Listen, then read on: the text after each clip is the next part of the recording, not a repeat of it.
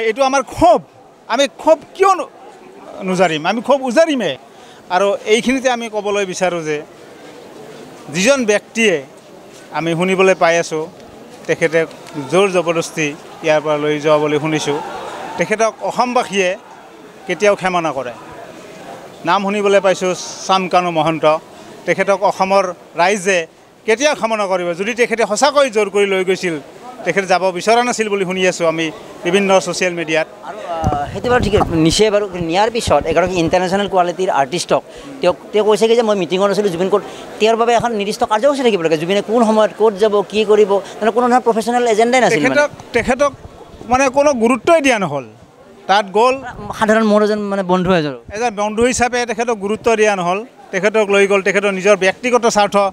ব্যক্তিগত স্বাৰ্থ পূৰণ কৰাৰ কাৰণে লৈ গ'ল গতিকে তেখেতক মই এইখিনিয়ে কওঁ যে তেখেতক অসমৰ মানুহে কেতিয়াও ক্ষমা নকৰে আৰু তেখেতক কেতিয়াও বিশ্বাসত নল'ব অসমীয়া পৰিচয়ৰ ক্ষেত্ৰত কি বৃহৎ ক্ষতি কৰিলে আৰু তেখেতে কোনোবা এটা নিউজত দিছে পাইছোঁ তেখেতে ক'লে যে মানে আমাৰ জুবিন দা তেখেতৰ নিজৰ ইচ্ছামতে গৈছে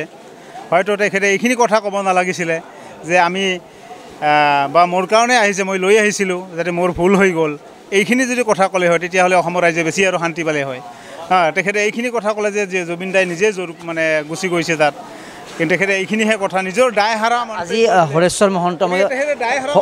হৰেশ্বৰ মহন্ত যিগৰাকী জুবিনৰ লগত সদায় থাকে তেওঁ এটা PR হিচাপে কাম কৰে আৰ্টিষ্টৰ মাজত তেওঁ কৈছে যে জুবিন গাৰ্গে দুদিন আগত তেওঁক কৈছিলে যে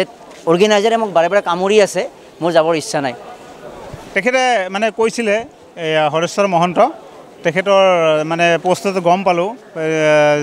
জুবিন দাই কৈছিল তেখেতক যে মোৰ ফিল্মৰ কাম বহুত বাকী আছে ডাবিঙৰ কাম বাকী আছে মই যাওঁ নে নাযাওঁ মই চিন্তা কৰি আছোঁ গতিকে মই গ'লে তাত মানে মই ইয়াত এইফালে অসুবিধা হয় তথাপিও তেখেতক জোৰ কৰি নিয়া বুলি তেখেতে মানে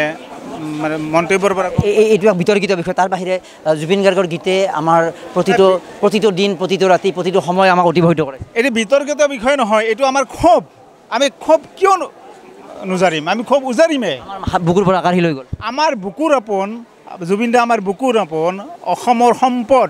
আমাৰ সম্পদ আজি নোহোৱা কৰিলে আমাৰ একমাত্ৰ চামকানু মহন্ত নিজৰ ব্যক্তিগত স্বাৰ্থ পূৰণৰ কাৰণে তেখেতক লৈ গ'ল ইয়াত কিবা বেলেগ ধৰণৰ কথাও ক'ৰবাত থাকিব পাৰে বুলি এটা